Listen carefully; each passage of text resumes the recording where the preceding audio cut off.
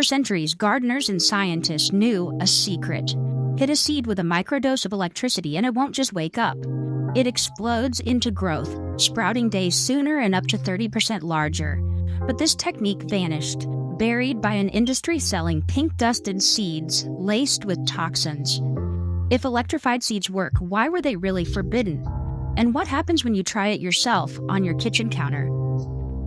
In the spring of 1747, inside a quiet Paris laboratory, Abbé Jean-Antoine Nollet set two pewter pots side by side.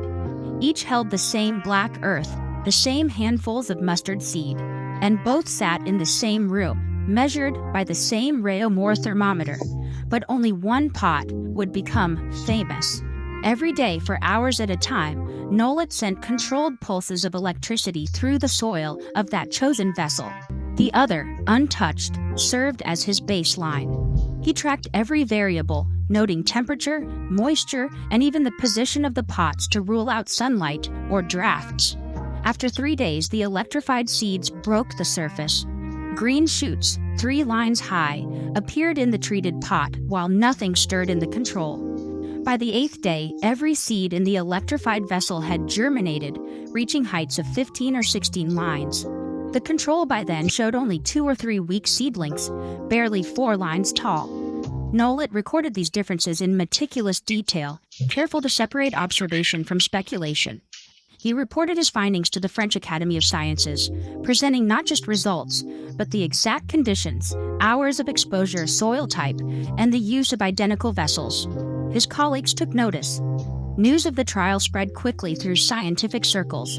In Geneva, Jean Jalabert repeated the experiment with hyacinth and narcissus bulbs, observing earlier blooms and faster growth.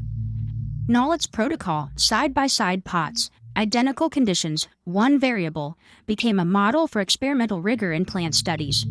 Joseph Priestley would later include Nollet's results in his History of Electricity. And by 1777, the Royal Society in London declared that electricity's effect on plant growth was proven, at least in terms of germination speed. Yet Nollet's careful notes included a warning. The electrified plants, though quick to sprout, sometimes appeared weaker than their untreated counterparts. He refused to claim a miracle, insisting on the limits of his data.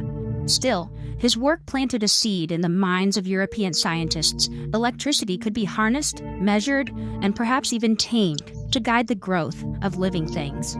The experiment's impact was immediate. Reports and translations appeared in journals across France and Britain, sparking a wave of replications, debates, and new questions about the hidden forces inside every seed. Nollet's trial did not promise a revolution, but it offered something rarer, a controlled glimpse of nature's response to a human-made spark, captured in the language of science and shared with the world. Victorian Britain buzzed with inventions and spectacle, and the garden became a stage for electrical curiosity. By the 1840s, tales of electrified plants and electric gardens filled newspapers and scientific journals. Amateur experimenters and professional horticulturists alike lined up to try their hand at coaxing nature with wires and sparks. Drawing inspiration from the likes of Nollet and the Royal Society, they brought electricity out of the laboratory and into the greenhouse, the allotment, and the public exhibition hall. In London, the Royal Horticultural Society received reports of cabbages and wheat grown beneath overhead wires, each wire linked to a crude battery, or, in some cases, a lightning collector meant to channel atmospheric electricity down to the crops. Provincial newspapers described country gentlemen stringing up metallic grids over their vegetable beds, hoping for earlier peas or giant carrots. Magazines like The English Mechanic and World of Science ran columns on the latest electroculture devices, promising readers that even the smallest kitchen garden could become a site of scientific progress. The claims ranged from the plausible to the extravagant. Some experimenters reported earlier flowering, with roses blooming weeks ahead of schedule, and strawberries ripening well before midsummer. Others described root vegetables that seemed more robust, or grains that filled out heavier in the ear. One widely circulated anecdote told of a potato patch in Kent that, after a season under electrified wires, yielded enough tubers to stagger the local market. Yet when pressed for numbers, most accounts fell back on impressions: greener foliage, stronger scent, a sense of vitality that defied easy measurement. The public's fascination was genuine, but so was the confusion. Scientific periodicals published letters from gardeners who swore by their electrified plots, only to be followed by skeptics who found no difference at all. Agricultural societies organized competitions and demonstrations, but rarely produced detailed tables of yield or side-by-side controls. The few attempts at rigorous field trials, often involving overhead wires powered by small batteries, produced results that were inconsistent at best. Some plots showed modest gains, others none, and a few even lagged behind the controls.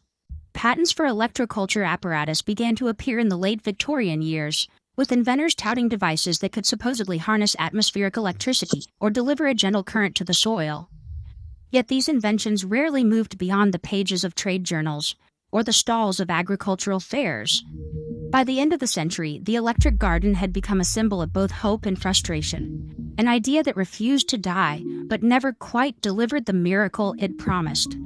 What remains from this era is not a body of hard data, but a patchwork of press clippings, diary entries, and society minutes. The Victorian electric garden stands as a collective experiment, sprawling and unresolved. Its legacy is a tantalizing gap, a century of curiosity, but no standardized protocol, no definitive yield charts, and no clear verdict. The questions it raised about how electricity might awaken or alter a seed were left hanging, waiting for a new generation to test them with modern tools. Inside every seed, a membrane acts like a locked door, regulating what comes in, what stays out, and when the whole process of life can begin. The moment water touches a dry seed, the chemistry of awakening starts, but the pace is set by the seed's own barriers.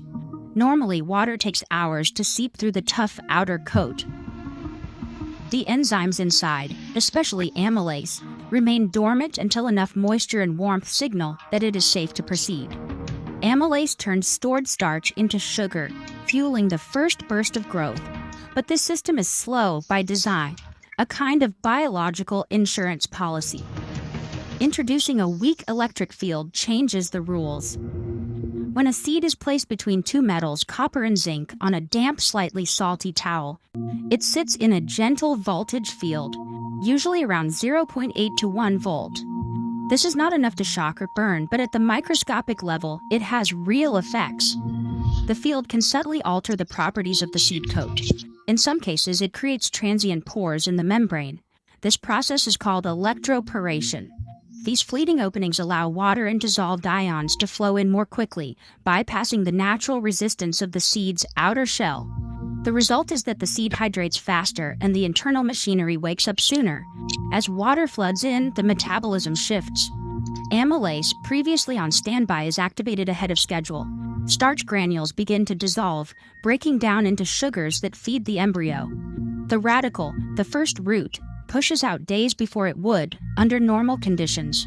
Laboratory studies on various crops show that when the electric field is kept within a tight window, under 1 volt for a few hours, the effect is consistently positive. Higher germination rates, faster sprouting, and in some cases more vigorous early growth. If the field is too strong or the exposure too long, the benefits vanish, or the seed may be damaged. This dose window is critical. The process relies on a nudge, not a jolt.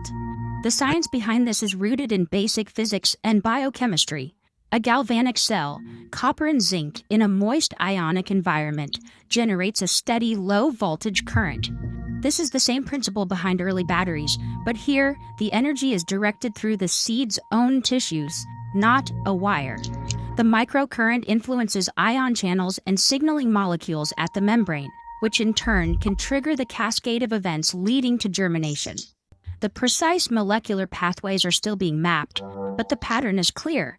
Electricity at the right dose acts as a biological accelerator.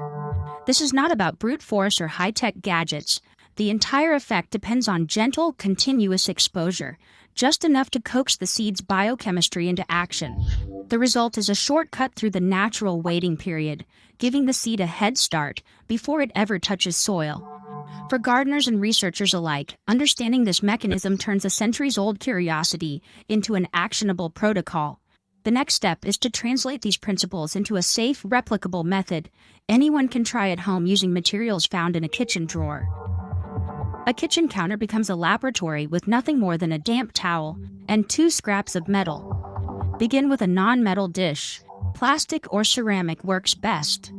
Lay down a single layer of paper towel and moisten it until it is just damp, not dripping. Sprinkle a pinch of table salt and swirl it in. The salt dissolves, turning the towel into a conductor for electrons. For electrodes, use a strip of copper, an old penny, a bit of wire, or a plumbing fitting. Opposite, place a piece of zinc, a galvanized washer, a roofing nail, or a strip of flashing. The metals must face each other, never touch, and stay 2 to 3 centimeters apart, about the width of a thumb. If they touch, the circuit shorts, and the effect disappears. This gap is essential. It preserves the field that stirs the seed from dormancy. 10 to 20 seeds rest on the towel, spaced evenly between the metals. Press them gently so each makes contact with the damp surface. The paper should stay moist, never soaked. This is the charging chamber. Copper serves as the positive pole, zinc the negative. No shocks, no burning, just a microcurrent of 0.8 to 1.0 volts. Enough to nudge the chemistry inside the seed without harm. Think of this as a gentle charge. Verification is simple. A digital multimeter, red probe to copper, black probe to zinc, should read between 0.8 and 1.0 volts. If it reads 0, check that the metals are not touching, and that the towel is still damp. If the voltage is low, add a drop of water or a bit more salt. This confirms electrons are moving, just as they did in early experiments, and just as they do in every battery. Take a moment to verify. Once the field is stable, leave the seeds undisturbed for 4 to 8 hours. Overnight is often ideal. Do not move the tray or let the towel dry out. In dry conditions, cover loosely with plastic wrap to slow evaporation. The seeds absorb water and voltage together, beginning the metabolic shift that breaks dormancy. This requires patience. To test the effect, after 6 hours, take a few seeds from the plate and a few untreated seeds. Crush each on a white dish and add a drop of iodine solution. Where starch remains, the iodine turns blue-black. Where amylase has begun breaking down starch, the stain is lighter, more brown. The difference is subtle but visible, a chemical fingerprint of the seed's awakening. For those tracking results, record how many seeds sprout at 24 hours, 48 hours, and 72 hours, and measure the length of the emerging root. Compare these numbers to a control batch treated only with water. The data will reveal whether the field, the salt, the metals, and patience combine to create the shortcuts so often claimed, yet rarely measured. Safety is straightforward. Never use mains electricity. Never let the metals touch. Never leave the setup within reach of children or pets. The voltage is low and the risks are minimal, but the method demands care and attention. What happens next is not promised by history or rumor. It is a test, repeated in kitchens and labs, waiting for numbers to appear. Keep safety front of mind. Data from side-by-side trials reveals the pattern in numbers, not just impressions. In the treated group, 20 radish seeds sat on a copper and zinc plate, charged for 6 hours. Germination began at the 28-hour mark. By 48 hours, 18 seeds had sprouted, with an average radical length of 1.7 centimeters. The control group, identical in every respect except for the absence of electrodes, showed its first signs of life at 41 hours.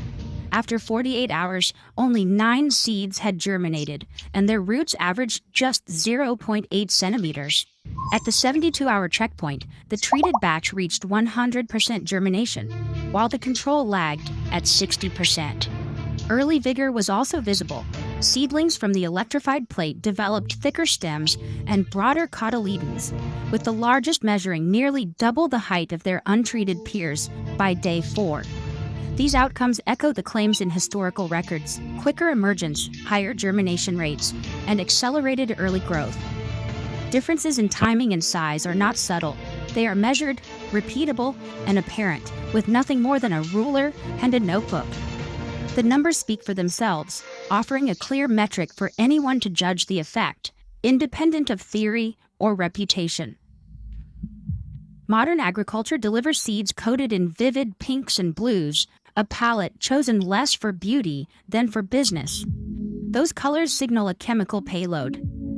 Neonicotinoid insecticides and synthetic fungicides designed to protect crops from pests and disease in their earliest days. For the industry, these coatings offer more than just a layer of defense. Every seed is a product, and every coating is a patent. The formula can be tweaked and trademarked, ensuring that each year's seeds are a unique, proprietary blend. Farmers buy fresh packets every season, each one a recurring purchase in a carefully managed cycle. The economics are simple. A patented coating locks in customers and justifies a premium price.